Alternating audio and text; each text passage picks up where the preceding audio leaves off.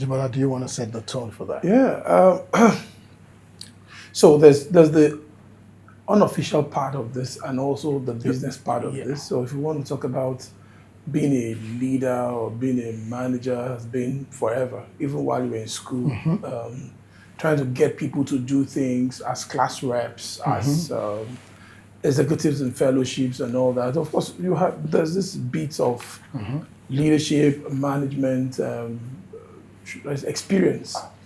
But when it comes to business leadership, trying to make sure people move towards achievement of goals has been quite over 2 decades. And that's what it is. That's how long I've been trying to drag people to achieve to achieve results. And my definition of leadership and management over the years is leadership is about, of course, people talk about influence, and management is just about getting people to put in structures and putting systems in place to make people get things done. So I'm always an advocate that leadership cannot work without management, and management cannot work without leadership. So if you influence people and they are gingered, they want to give it all, you've casted the vision, where do we go from here? People don't do what you expect. Only when you put structures and systems in place, then people can replicate success. So management is getting people to now leave the vision. Breaking things down to bridge the gap of the vision. And that can be a different kind of skill set that you use in leading and skill set you use in managing. So that's my... So in summary, you are saying the leadership defines the vision. Management implements the structure. So who is actually defining the structure? Management. Management is defining and implementing the structure. While leadership is vision.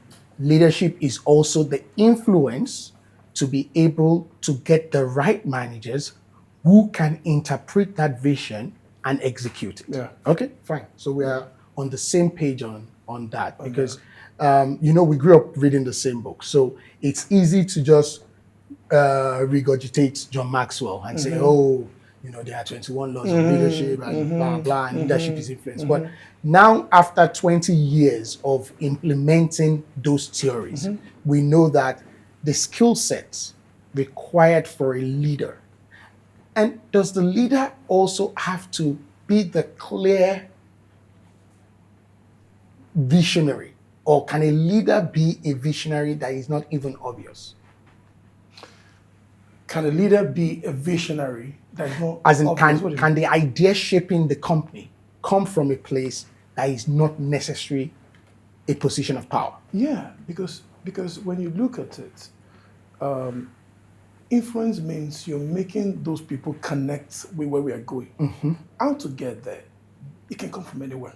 And sometimes shaping the vision, because you're meant to get people that are better than you on your team. Leading leaders also can be tough work. So if everything is coming from you, then you cannot grow.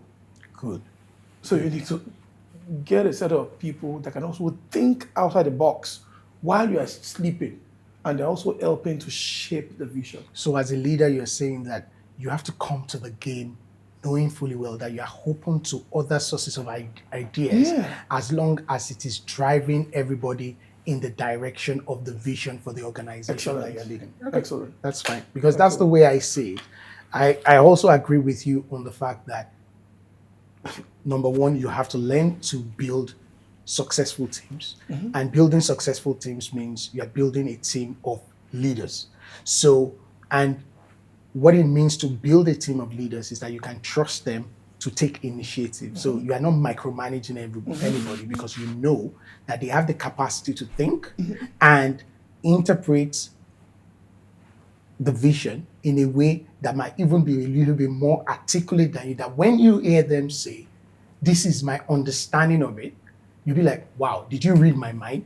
Because they themselves are leaders in their own right, and they are helping you shape the vision. But if you have everybody, if you starve your business of managers too, you have problems too. But you have leaders alone.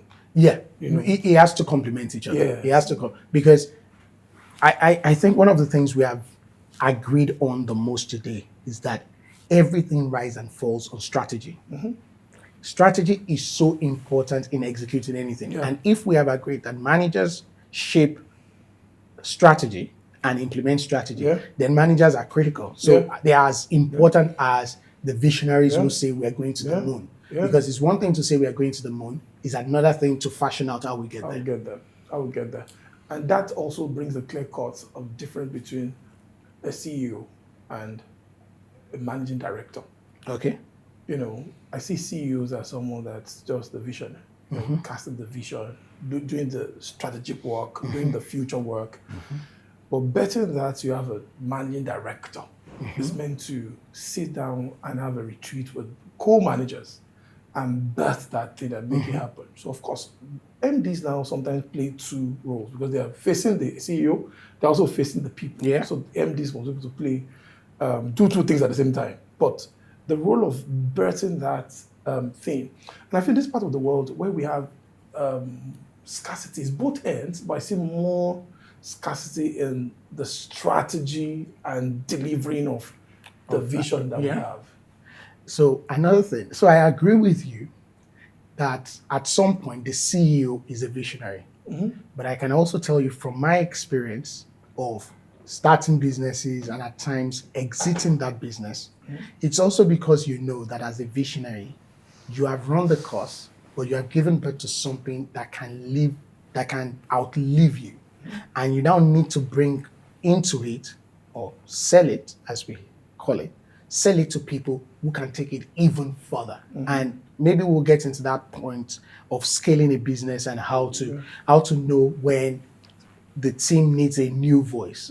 And it's important for CEOs to know that the team needs a new voice because they need to move in a different direction to be able to actualize the vision. And that source of wisdom does not necessarily have to come from you. It might come from somewhere else. In other words, you say when your leadership expires. Yes, and you have to know. You need to know. You need to know, and you have to be able to be at peace with that. Yeah. That you know what, yeah, this leadership can come to an end. It doesn't mean that I don't love this business anymore. I love this business. I might choose to keep a stake in it. I might choose to sell it all. But the truth about it is that for this baby to fly, somebody has to take the reins, and you have to be cool with that. But you know, Africans find it difficult to path with. We believe that because it's from you, and that's why I feel our businesses don't scale beyond self. Because we believe that It's my baby. it must be you. Yeah. And if I'm the founder, I must always be the one to take it to the top. And sometimes you must know when to. Yeah. You know, that there's this song that I love. Those that's know when to hold on, know when to run. You need to know when to walk away. You need to know when to step out. I love what you said now. But talking about Africa and the fact that we hold on to things, you know, our fathers' houses are still part of the family estate, whereas in other parts of the world, they would have moved that house to somebody else who will give that house a new lease of life. And that is why you can buy a house that's been 200 or 300 years old. No, because a new generation of people will come in, buy the house from the existing owners, and then give the house a facelift or stay in it, but give the house a new lease. And if we take that analogy to business, it's the same thing. If we are going to build businesses that will run 2-3 generations, we also have to come to accepting the fact that the business does not have to be run by your children. The business does not have to be a family business. The business can continue being an ongoing concern because at the core of the business is that we are always looking for the best minds to move it forward. And it doesn't matter what their surname or their gender is. They can move it on. So from my experience, so for me, I've always considered myself a big picture person. So I come up with the idea and I said, this is where we can go. Most times I try to not just articulate the vision, but to break it down into achievable goals, right? And then I bring in a team of managers to come in and help us implement it. And in the process of that, the idea keeps growing and managers keep finding new ways of helping to implement the different aspects of the idea. And to answer your question, yes. And at some point, the idea, I always pray that the idea outgrows me so that at some point, somebody else can come in and I either we sell the business or and we employ a new CEO that can drive the idea forward and make it a reality. Okay, so my view is basically if you have a vision, then you need to set up scalable systems that can scale it. It's all about strategy, systems, structure that can scale that thing. Because most times, most vision collapses because of bad structure, bad systems, and bad strategy. So the 3S, I take it to, I don't want to talk about this 7S of McKinsey, talking about staffing and all that, because sometimes staffing the wrong people can also kill The business. The business. Yeah. So if you can get all the systems, structure, strategy, staffing, I mentioned one of every S you can ever get right. If you can get skills, the right skills, that it's easy to birth a vision. Yeah. It's very, very easy to birth a vision. So another thing that is so important to the life of a business is company culture. Everything rises and falls on culture. The same way everything rises and falls on strategy is the same way everything rises and falls on culture. What exactly is culture? Culture is who we are, how we choose to solve that problem, how we choose to show up, how we choose to engage with the world, our values, our product. That's culture.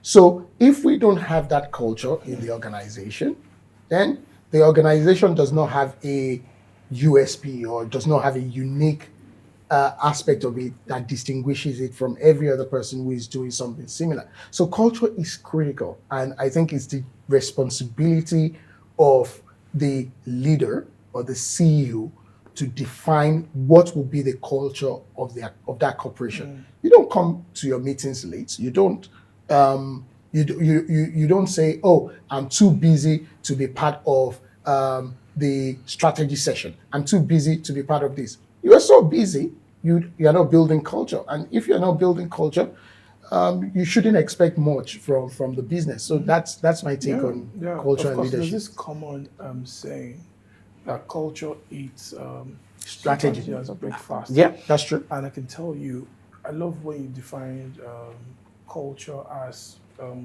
should I say, when you were trying to do, when you're giving your definition now, something came to my mind that culture is leadership and leadership is culture. Yeah. So you cannot say... because culture is leadership when the leader is not in the room. Yes. Yeah. Yeah. So, and it stems from the leader. Yeah. The way of life of the leader. Because I've seen companies, in the course of my experience with helping founders and all that, I was talking to a founder a while ago, and the guy was talking about, why did you write that as part of our core values? And I'm wondering, how did you get your core value? A core value that you're not living yourself. So the true culture is what we do. It's how we serve. It's how we show up, like you said. Yeah. So, and it's, even when it's not written, it's lived. Yes. And people maybe it's more important to be lived than to be written. To be written. Because even when you write it, it's what is lived is what people follow. Yeah. And shaping culture, it's not easy. It's shaping the way of life. And most times when I look at the culture of the leader as you expand, how do you scale that culture to ensure that it's not diluted? Yeah. Because expansion kills culture sometimes. That's true. So I've always considered culture to be one of those intangibles that, if it's not well managed, will destroy all the tangible stuff you have. So, and when you are scaling, yes, there is this concept of staffing your weakness, and again, it's by being open, accepting the fact that you have your limitations, and organizations must get to that place in their culture to say, who is the best man or woman for the job? And that is why that person is doing the job. And it's that idea of, if the idea or the advice or the knowledge the knowledge can come from any part of the organization, to make the organization a success. Those kind of values must be embodied by the leader of the organization. And then people will go into their meetings knowing fully well that they can actually listen to their co-workers, because the ideas that will shape the business can come from anywhere within the business. Yeah. And I feel in shaping culture also, I feel that leaders must try to help the team break down the behavioral side of culture. Because let's say, for example, a company has a culture of respect. Is it for people to kneel down or for people to do the work? What does respect mean here? People are coming from different walks of life. And before joining you, they have a culture, personal life culture. And that's why sometimes finding people that you can easily find a value congruent, whereby you know definitely that this person, because that's the search for. I feel that's actually what Jesus was doing also when he was searching for disciples, looking for who are those people. I didn't know we would talk about culture. I was reading something this morning in Mark, and you can see that the guy was going around and looking for who could fish. I don't know why he was picking more. First two people he boarded were fishermen. Yeah. The next set of people were people that were washing their nets and all. So that kind of culture of people that can push through. So if you don't have people in your system that believe in those things you believe in, which is different from strategy or different from ideation. It's just about staffing with the people who are naturally predisposed to the company's values. So you're not trying to put a round peg in a square hole. They are already round and they are fit, and all you're doing is just helping them settle down because they are in their natural habitat. Because we had a discussion a while ago, and you mentioned something about there was not just value alignment. That was all. What excites me does not excite this person. What excites you does it excite this person? You're talking about excellence. Does excellence excite the people you've brought on the team? Because sometimes excellence might also be a challenge. Why are we this excellent now? Because you brought people in that are not pushing more to achieve more. So, and that can also cause problems. So shaping culture, without excellent culture, we cannot scale businesses. We cannot. High performance teams, teams that deliver value. One, the leader must be a high performing leader to be able to get people because leadership again is how you show up as the CEO or as the leader. So you have to get that culture of excellent performance delivered every day, and then everybody around you. But there's also everybody around you takes on that. But there's also a place of staffing the company with equally competent hands. And most especially people who are starting small businesses. It's important that from the get-go, you know that you're building this business to scale. And therefore, as you're bringing new talents on board, there are people who are equally qualified to run the business, to deliver the values that you believe that business is supposed to be contributing to the world. So it's so important to have that, for you to have high-performing teams. I think, one, your culture has to be right, and number two, you have to start to staff the business excellently well. Yeah, I agree. Honestly, I agree. But staffing becomes so challenging in this part of the world. Why? Because now, sometimes small businesses cannot afford the skill sets that they need. Skill set that they need to scale. Oh, yeah, fair point. Because the business cannot pay them. Yeah. So at the end of the day, you see a small business staying small, not because the idea is not great, just because they can only staff the best of the worst. So many times they have to do a lot of refining, and by the time the guys are getting good, they get big boys or that organization. Yeah. So where's the space of, do you have a culture where somebody can come in who has the right skill set but doesn't want to be on payroll? They can work either as a consultant or they can be given a a share value in the business, and on the back of that, they can contribute their skill sets to the business. Because the way I think about building business is to be able to staff your organization with the right skill set. How you now remunerate them is a totally different conversation. But you want to have the right skill sets on the table so that at any given point when you're making decisions, you are making the most informed decisions you can make per time. Now, how those people got to the table? Are they shareholders? Are they consultants? Are they contractors? Are they permanent staff? Are they friends of yours who are just helping you to navigate that phase of the business until you have enough revenue to be able to staff accurately? How you shape that in the back end is your call. But I think it's essential for a business to have the right skill set on the table from the get-go. Yeah. Or have it as a culture that we must always have the right skill set. Yeah. But sometimes that also, I feel, I'm just trying to play devil advocate here. Sometimes that thing also can affect their time to feel, time to staff a role. Because finding the right skill set is a way we're talking about brain drain, people moving out of the country. Yeah, so you fair see point. that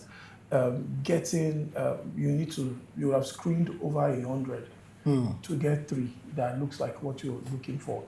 And that's also a challenge in this part, I feel, for people that are scaling. So that's one of the most challenging in this. And you see most entrepreneurs talk about that a lot. It's always most in conferences, everybody's talking about that. So for the people you now have also, putting the right performance framework on the ground is also, because when you have the right people and there's no right performance framework, then they won't still deliver well to you. But how do you even know when they are delivering if there's no yardstick to measure them? Yeah. So I feel that's also very, very important in driving. So exemplary leadership, right performance framework, right staffing. Yeah. Now I feel those 3 things will help you scale.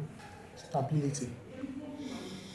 It depends on the size of the organization. If this podcast is for startups, your core ingredient that you're bringing to the table is innovation.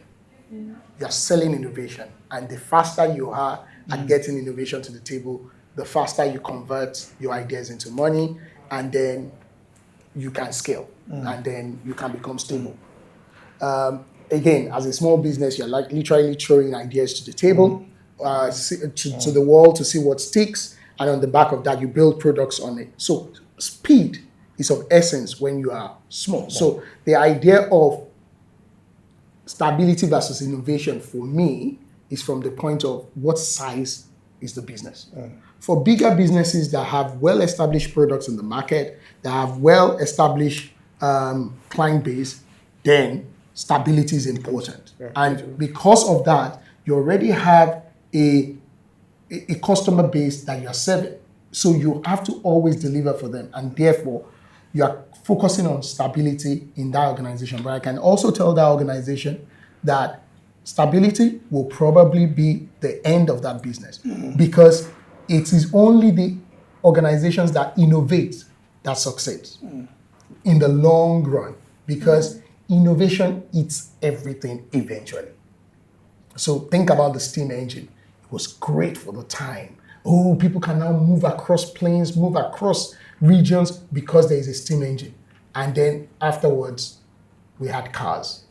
Change. Because innovation would always come. And if you are not innovating, somebody will innovate to get you out of the business. So innovation is critical. As much as stability guarantees revenue, that you're going to always have revenue, but you have to innovate. And that is why if you think about the oil and gas companies, the biggest, they move from being oil and gas companies to energy companies, because when they realize that, okay, the future is not oil and gas, the future is green energy.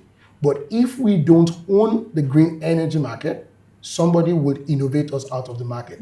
They started putting their money in that. So that's the way I think it's a delicate balance, but it's a balance that every organization must know. And I think that's a call that the CEO and the top leadership of the organization must always think about. Think about some of the biggest banks in Nigeria, the first banks of this world, the union banks of this world. How did they get knocked off the perch to become smaller banks than newer banks that innovate? Because innovation eats up everything. So it's either you innovate or you die. Yeah.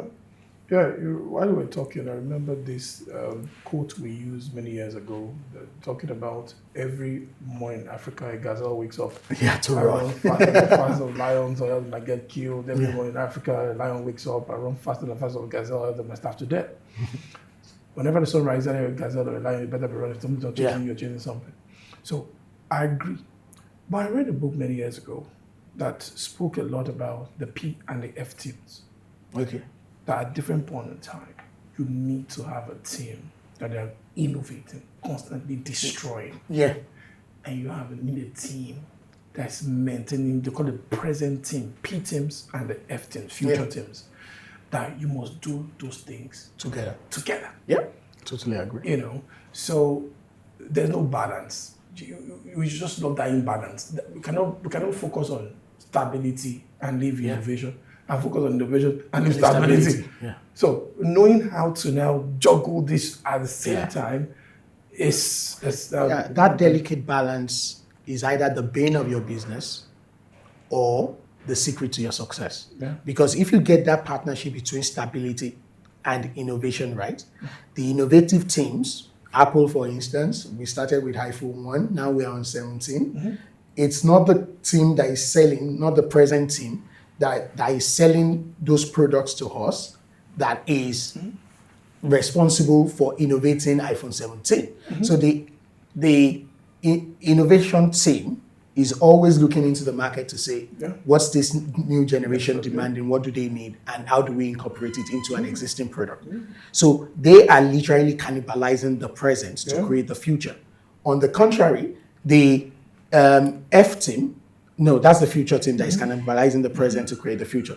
The present team is saying, how much iPhone 2 can we move out before this window closes? So that they move it out, they sell it, they generate enough revenue for the destroyers to destroy iPhone 2 so that iPhone 3 can exist. So it's a delicate balance, two sides of the same coin, but both of them must coexist for the success of the organization. Yeah, beautiful. Yeah, and I also love the fact you're talking about different stages companies go through for, if you're mid or MSME, low small business, you should know that in the beginning, what's most important. There's nothing you're being stable at. There's nothing you're trying to exactly. So you must try to destroy it so much. And chaos is good at that level. But at some point, you start trying to put structure and systems in place. Then you must not let that structure and system also kill you. So you must know how to balance all those things. Every business, and I've spoken to a few ladies in my life who have had children, and they always compare pregnancy and childbirth. Like, oh, this is my baby, this is my thing. But if you have ever started a business in your life, it's the same process. You get the same process, you get pregnant, is the same process, you conceive a vision. Then after conception is delivery. After delivery is nurturing. After nurturing is growth. The same cycle a child goes through. You conceive the child, you give birth to the child, you nurture the child grows. But the difference between a woman and a child is that your business might do better without you. So you have to have the guts to be able to sell the business, walk away with your victory, use your victory to start new things, and hand over that business to people who can do better things with it. And I can tell you, scores of businesses that I've seen that have become super successful because the visionary or the visionaire or the person that started it was big enough, magnanimous enough to be able to walk away from it and sell it to the right people who can take it to the next level. So for me, that's the most difficult decision I've ever made as a business owner, to know when to sell and to be particular about the people to sell to so that I can ensure the stability and the long-term vision of that company. That's serious.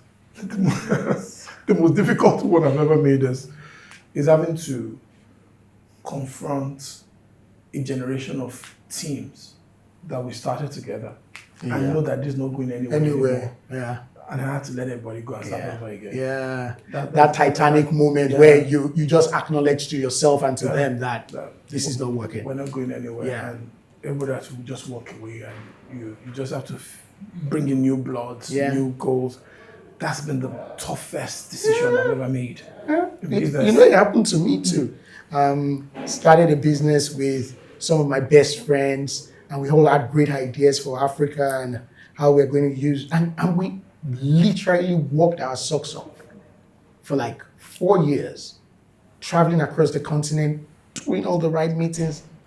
And at some point, I can remember that morning when I wrote that piece, an email to the executive committee that, you know what, this music has to stop. We are not going anywhere.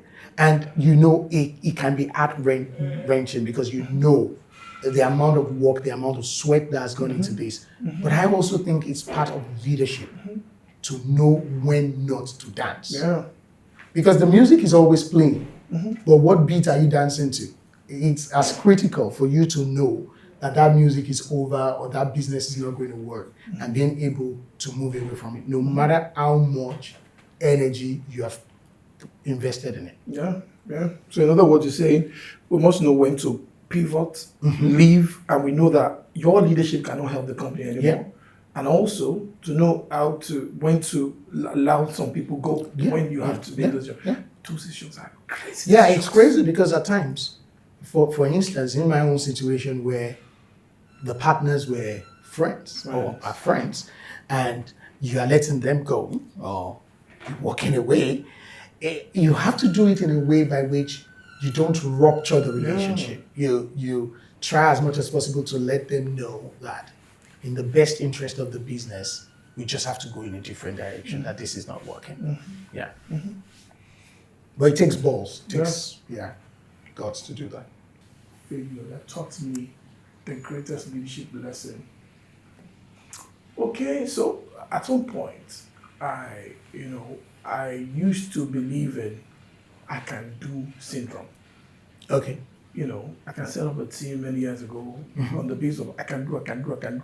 And you set up this team, and nobody's doing. It's a non-performing team. Yeah. And that's a major issue for me, that I've ever faced in business. Actually, I missed that question a bit. I was trying to say something in the story. The fact that the greatest failure that you've had has taught you the best lesson. Yeah, thinking I had the right thing and setting up and putting a lot of money in. Yeah. And I was set up for failure, and I didn't know. Yeah. That's the greatest mistake I've ever made in business. Yeah. It's always similar for every business leader, because you just need to know when to cut your loss or your losses. Because the fact that you have expended energy, you've expended time, you've invested money, you've built hopes, you also need to know when to walk away and say, this is not working. And at times, it can be a very expensive expenditure. It is. So, because again, you don't have all the time in the world. Yeah. So you have 24 hours in a day, you have 365 or 366 days in a year. And you can imagine investing all that energy in one business for 5 years, loss of revenue, loss of opportunity cost. There are so many things that are involved in you doing what you're doing. But to know when to cut your loss and know that we live to fight another day. The Yorubas have a proverb that says, Moja mosani yode, odeto moja ti o mosa, umamboguloni. Knowing when to cut your loss so that you can live for another day, to fight on another day, or to start a new business, or to have an opportunity to be able to fight is as important as being daring to fight. That's a talking drum one.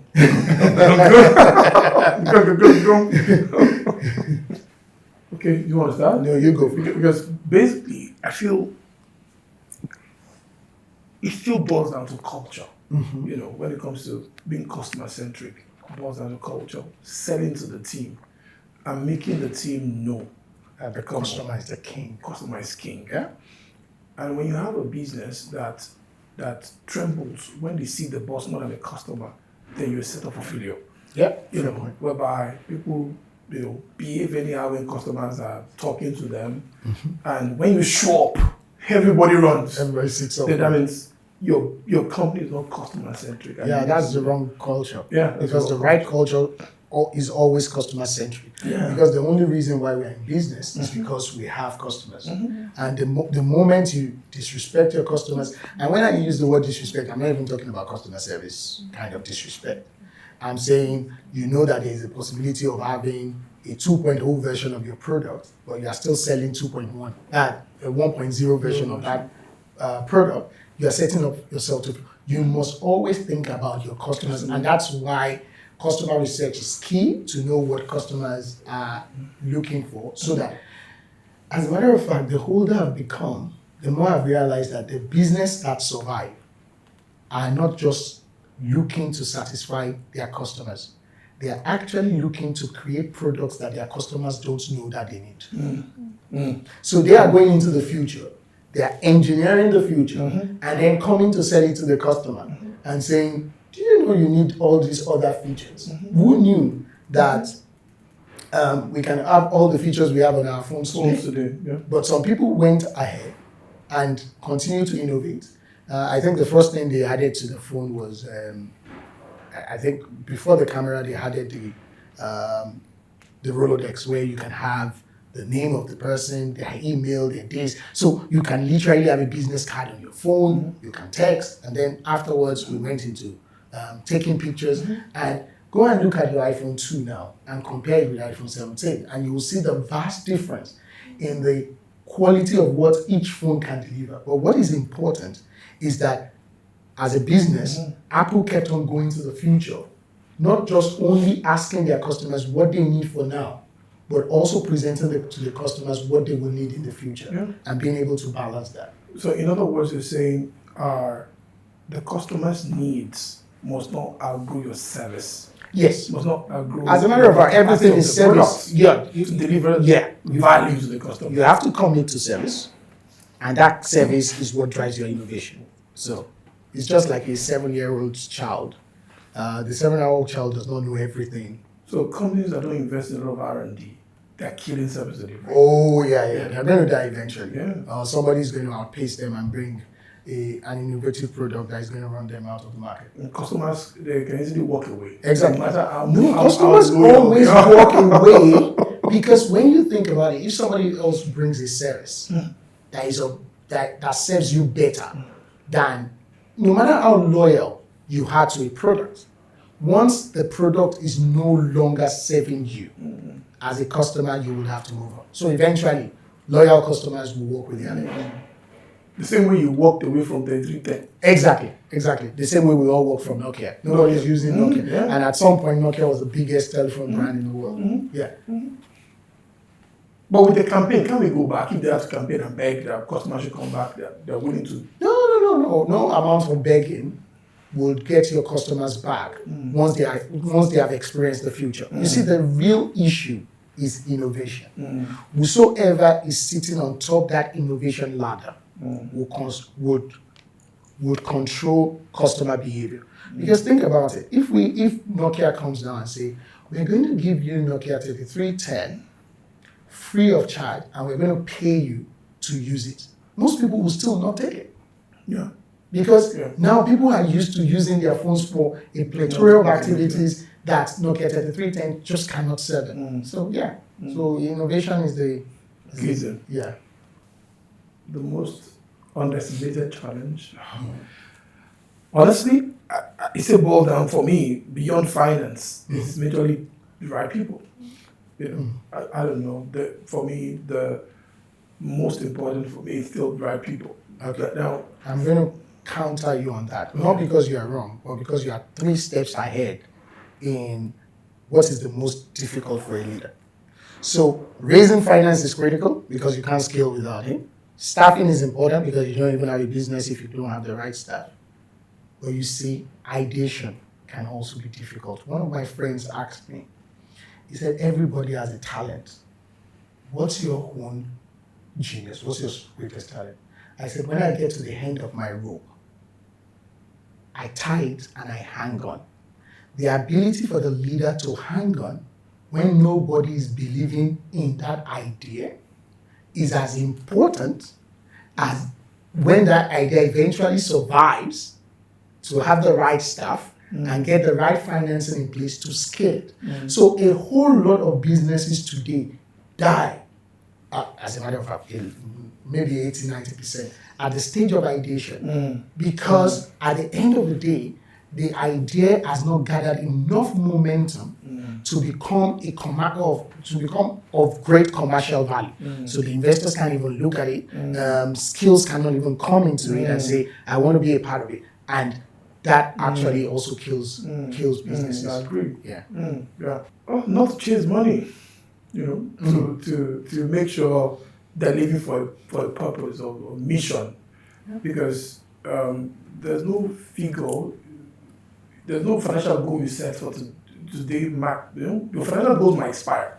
So chasing money, for me, I feel that money comes as a result of services, value you're delivering to your customer. So you chase value delivery at a profit. Yeah. But So value comes before profit. But without value, that's I feel you're ending for a disaster. And also, mission keeps you going more than your financial goals.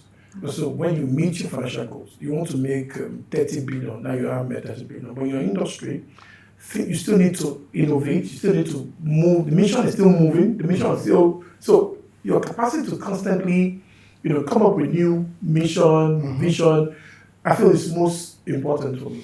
So I agree with you, because your advice is to somebody that wants to build $1 million business, $1 billion business, because for those kind of businesses, mission is the most important thing. What value are you adding to your customers? And because of that, that is what keeps you in the business. But you see, to most of these small businesses, at least in Nigeria, that is watching this, these guys and these ladies just want to eat. So I agree with you, for $1 billion business, money is not necessarily, that money is a reward for delivering your mission, right? But for the guys and girls who wants to eat, and that is why they're starting a business, right? They have to make money. So for them, they just need to find a niche, service that niche, make as much money or as much revenue from servicing that niche. On the back of that, you can now get enough money to start a business that is mission driven. Because if hunger is what is chasing you have to find an answer to it. Being passionately poor Exactly. can cause problems. Exactly. Yeah. So being able to make profits. Yeah. So whatever you're doing, you must break even. Yeah. And you must make profit. Yes. So in other words, you say pursue what will give you money. Yeah. To be able to to fund the vision you wanted and to run a mission. Yeah. I stopped telling my nephews and nieces to pursue their passion. Yeah.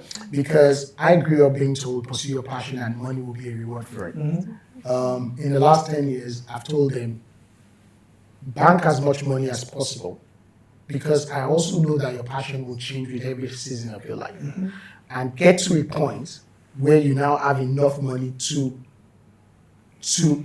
implement your passion. And in that space, even when you are losing money, you have the ability to continue to do it, because money is no longer the question. I just think at times we don't. I normally use the word with disrespect money, but what I mean by that is that we don't make enough room, because most of the people that talk about money are already rich. So it's easy for them to say, oh, it's not about the money, it's about the mission, pursue your passion. Yeah, billionaire can say that, because that's the truth or our truth. But for the average business starter in sub-Saharan Africa, hunger is what is chasing them. So I would say, take a skill set, even though you're going to be the greatest CEO in the future, take a skill set and go and serve somebody who rewards you the salary. Yeah. Save as much of that salary as Yeah. possible. So when you bank enough money, you then can go and invest in your business. And then also think about working as an opportunity to learn skills. So that as you are learning those skills, you are becoming a better version of the CEO that will someday run a $1 or $1 billion business. I also feel that there's been wrong mentorship everywhere. Of course. Because people just you see people say, until you start your business, you cannot make it in life. And those conversations are crazy. Well, you know that most people only teach from their level of knowledge. Yeah, so if you don't know, you'll be actively communicating foolishness. Yeah. And there's a lot of foolishness being communicated in this part of the world. Yeah. That when you look at it, you say, come on. You can't be wealthy. What should I this? Everybody does not want it. Exactly. Those guys don't want it. Exactly. But they're billionaires. Exactly. They made money and they're making impact. So, but they're building skills required.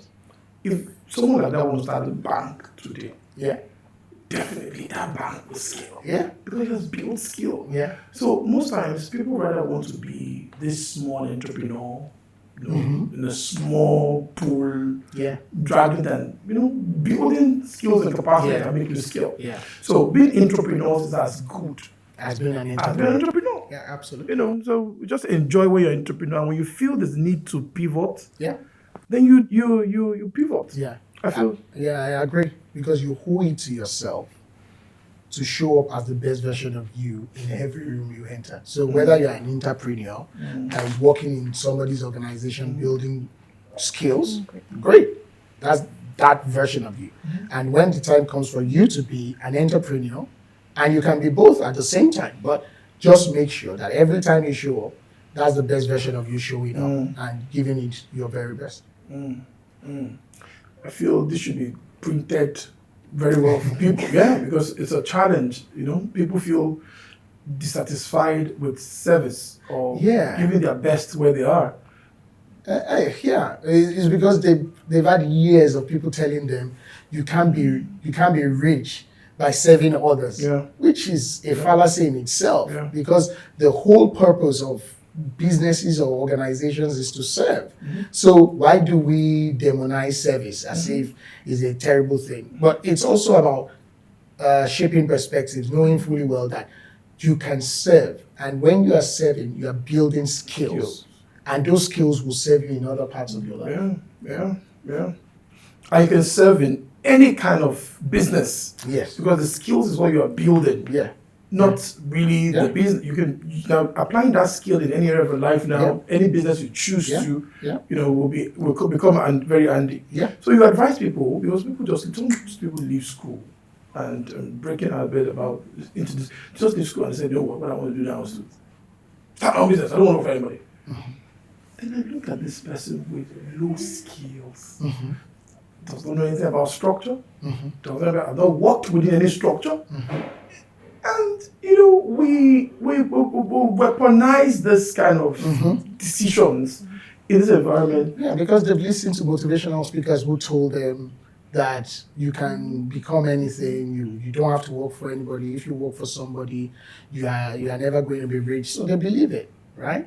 So again, it goes back to why we do what we do. Because again, society needs to have the kind of voices that shows that some of these things that we've consumed over the years, they are not totally accurate.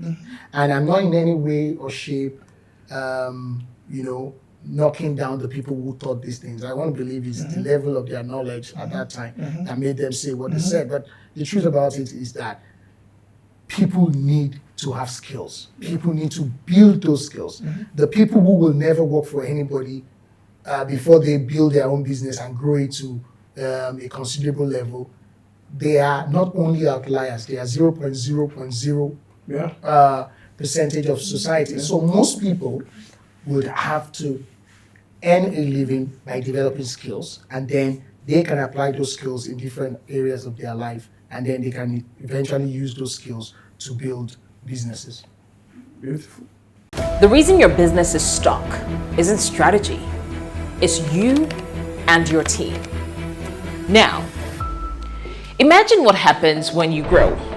and your team grows with you. Check out some of our programs.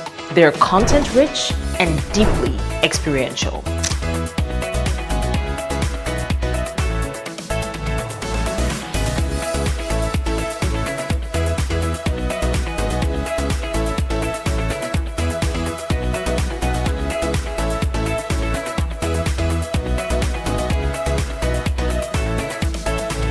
See, at Ceed Academy, we help founders, managers, and sales team to lead, manage, sell, and succeed.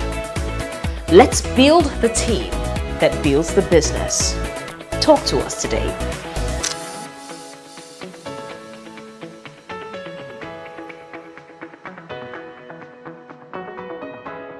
Ceed Academy, your growth partner.